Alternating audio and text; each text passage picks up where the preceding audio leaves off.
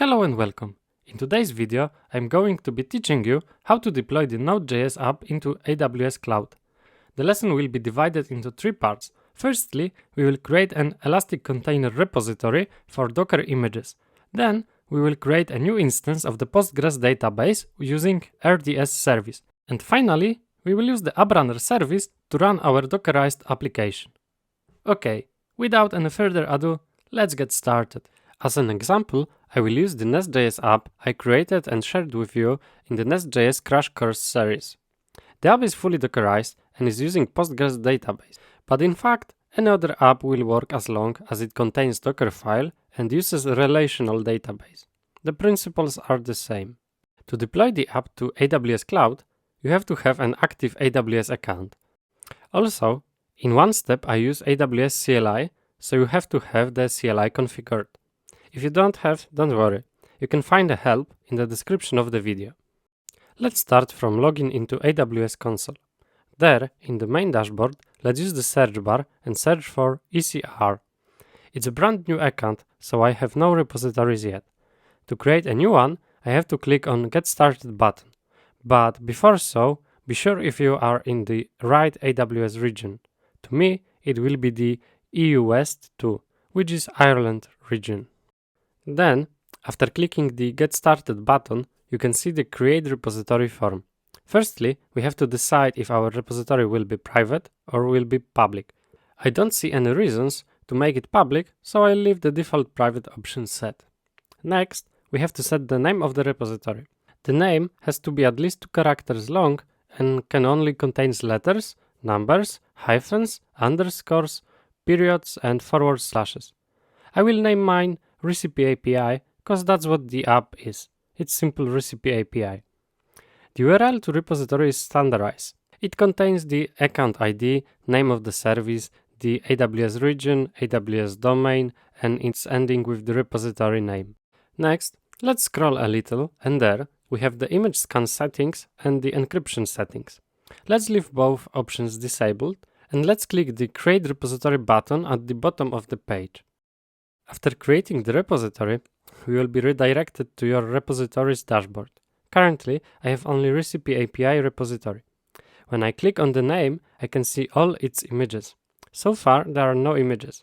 In the top right corner of the page, you can see the View Push Commands button. Let's click it. Now, you can see the CLI commands required to push images to the repository. Be aware to be in the right tab.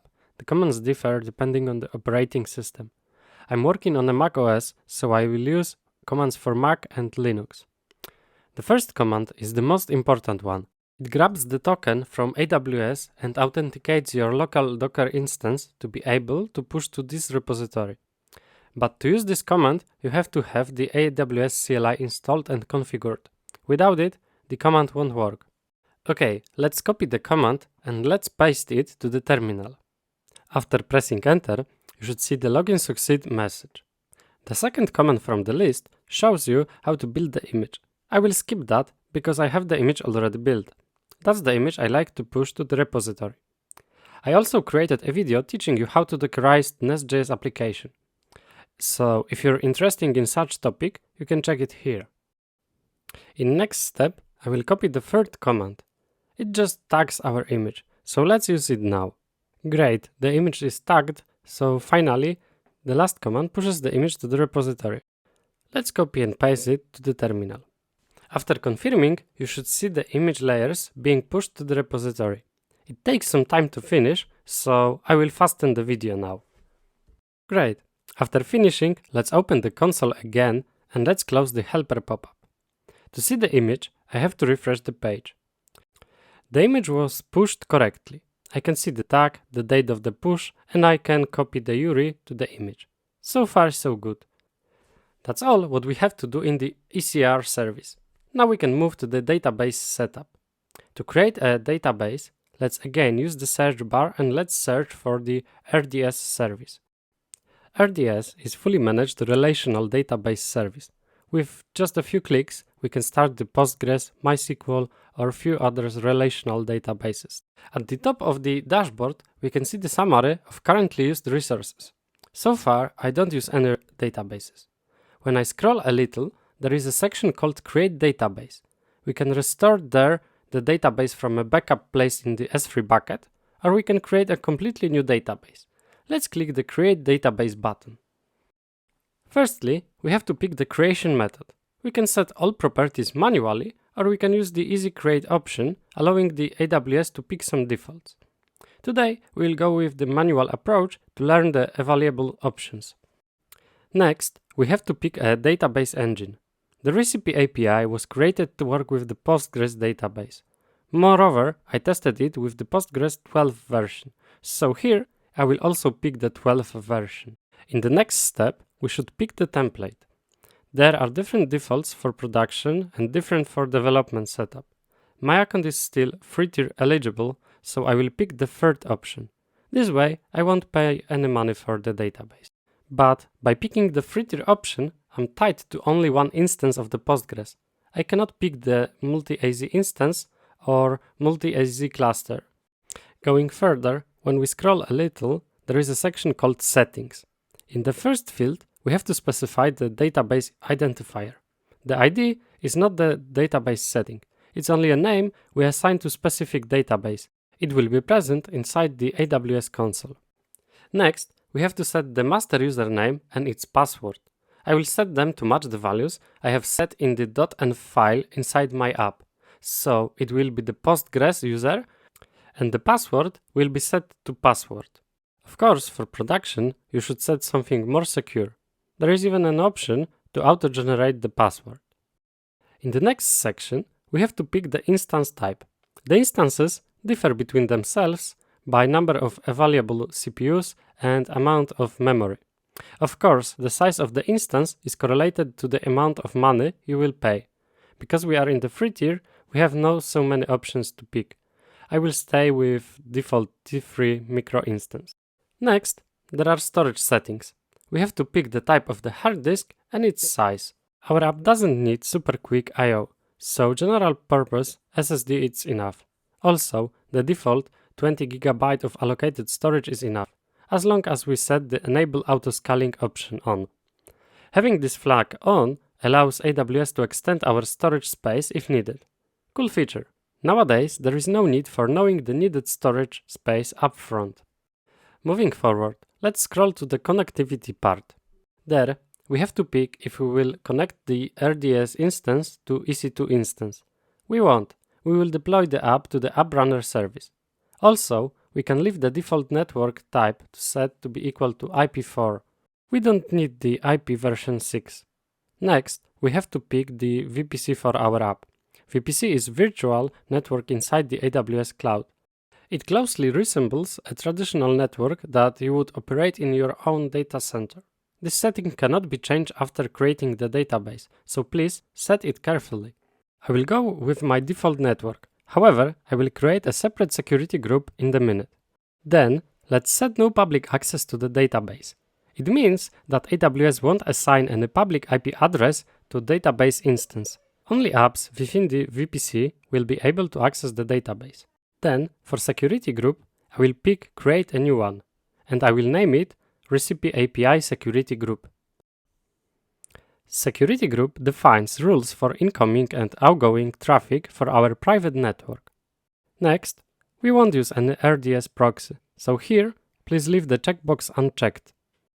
Finally, in the additional settings, we can pick the port for our database. For me, the default port is okay. In the authentication section, I will pick password and IAM role authentication. This will allow AppRunner to connect to database. For monitoring, I won't change anything. The defaults are good enough. In this section, you basically can change the log retention. The default is 7 days, which is free tier eligible. Also, you can turn on the enhanced monitoring. Finally, let's unwind the additional settings section. In the first row, we can set the initial database. If we set there nothing, AWS won't create any database for us. I will set my database to be equal to app. Then, I will uncheck the automated backups. I will create them manually. Rest of the settings is okay, so I will leave them untouched. But there is one option worth to mention. You can turn on the deletion protection. If this flag is on, you won't be able to delete the database. Finally, at the bottom of the page, you can see the section about estimated monthly costs. Because I'm in the free tier, I see only the information about free tier limits. Now, let's click the Create Database button. Here, you can see that the database is creating. It can take few minutes to finish, so I will pause here and I will go back when the process finishes. Great, our database is now available. On the dashboard, you can see the basic informations such as database identifier, database engine or size of the instance. I won't dig deeper into the RDS service now, it's topic for another video. For now, it's enough to see that our database is available to us to use. Now, we're ready to schedule the app instance. Once again, let's use the search bar and search for App Runner. The App Runner is service allowing us to run containerized application without the need of thinking about the infrastructure. In fact, the application could not be containerized. We could build the application directly from the source code. However, the second approach is beyond the scope of today's video. We will use the containers. So, to start working with the App Runner, make sure you're in the right region and click the Create App Runner Service button. Then, in the source part, we will leave the container registry and the Amazon ACR options picked. For the container image URI, we can find the proper image by using the Browse option. There is only one image on the list, and I only have one tag to pick. That's correct, we have only pushed one image to the ECR registry. Next, in the deployment settings section, I will pick the manual deployment. If you would like to, you can set automatic deployment for your app. Then, each time you push a new image to the repository, the App Runner will redeploy the application. Also, we have to pick the IAM role for accessing the ECR repositories. The IAM role is a permission you assign to your application. So, I will create a new role for App Runner service. To do so, I have to provide a name. I will name mine App Runner Recipe API role. Having the role set, we can move on by clicking the Next button. In the second step, we have to name our service. Please provide some descriptive name to easily find your service among others you will create. Under the service name, we can pick the number of virtual CPUs and amount of allocated memory. To me, the defaults are okay, so I will leave them as they are. Next, we can add the environment variables. I have all variables set in the .env file saved inside my app. However, here we can override them. Variables set on the App Runner level have a higher priority, and if the name is the same, they will override the values from the .env file. So here, I will override only database host. The rest of variables are set properly. The key for my variable is equal to db_host. To get the desired value, let's open the RDS service in the new browser tab. Now, in the RDS dashboard, let's search for running instances, and finally, let's open the recipe database. In the Connectivity tab, there is paragraph titled Endpoint. That's the endpoint of our database. Let's copy it and paste it to our App Runner form. That's it in the topic of variables. The last setting in the current section is related to application port. By default, my container listens on the port 3000. So, I will set that value as a port number. In the additional settings, there is nothing interesting to us. We won't provide any starting command. In the next section, we have the settings of the auto-scaling. We can use the default configuration or create a custom one. By default, the App Runner scales your containers to 25 instances if needed. I'm going to pick custom configuration, where I can pick from existing ones or I can create a brand new. In the past, I created configuration called auto-scaling off. I use it for testing purposes. It can maximally use one instance. If you'd like to create a new configuration, you can do it by clicking the New button. Then you have to provide the name for the config and the other auto-scaling options. Okay, now I will skip the health check parts. Then there is the most important section to understand. In the security section, we can set optional instance role. It's crucial to do if we want to connect to our private database. Remember, in the RDS, we also turn on the IAM authentication. Now, we need to assign the proper role to the App Runner service to authenticate to RDS database. When I click on the list, I have the App Runner RDS Connect role present. It's a role I've created in the past for other application. I will show you now what this role contains. you have to create a role having the same permissions. Let's open the IAM console in the new tab. In the left-hand side menu, let's click the Roles option. The first one on the list is our role. Let's click it. The role contains a custom policy called RDS Connect. In the policy, I allow for action called RDS DB Connect. I grant this permission to any database and user under my account in the EU West 1 region. To make it working to you, you have to change the region part and the account ID. Next, in the Trust Relationship tabs, you can see the trusted entities. The trusted entities are just services that can use the specific role. In our case, it's App Runner service. That's all what the IAM role has to contain. To make your life easier, I attached the role JSON in the description of the video. Moving back to setting the App Runner. Once again, let's stress it. Here, you have to set the role allowing App Runner to connect to database. Otherwise, we won't connect to our Postgres database. But that's not all. In the networking section, we have to set incoming and outgoing network traffic. For incoming, let's leave the default public endpoint. By setting that, the App Runner will expose our application to the public internet. But for outgoing traffic, we have to pick custom VPC. Again, it's mandatory because the database is not public. To use custom VPC, we have to create a VPC connector. The VPC connector is a way to connect the App Runner to the custom VPC by creating the VPC endpoints. Let's click Add New button. Firstly, we have to name our connector. I will name mine the Recipe API Custom Connector. Then, we have to pick the network we want to connect. The easiest way to avoid the mistake is to open the RDS service. There, we can find the VPC ID we are searching for. Let's copy and paste it to the form. Next, let's pick the subnet, and finally, let's pick the security group. When I click the Add button, I will see the error. It's happening because I've already created such a connector in the past. So, instead of creating a new one, I can pick it directly from the list. Great, now we have the heavy work done. There are only 2 more sections, but we won't change anything there. We could set the X-ray tracing or we could add tags, but that's not necessary. Instead, let's click the Next button. In the third and the last step, we can see the settings summary. Let's double check if all settings are correct. If so, we can scroll to the bottom and click the Create and Deploy button. Here, you can see the information about deployment in progress. Again, it takes a few minutes. I will go back to you when the process finishes. Cool, the app has started. There are some logs, but most importantly, the status is equal to running. At the bottom of the page, there are application logs. Let's click on them.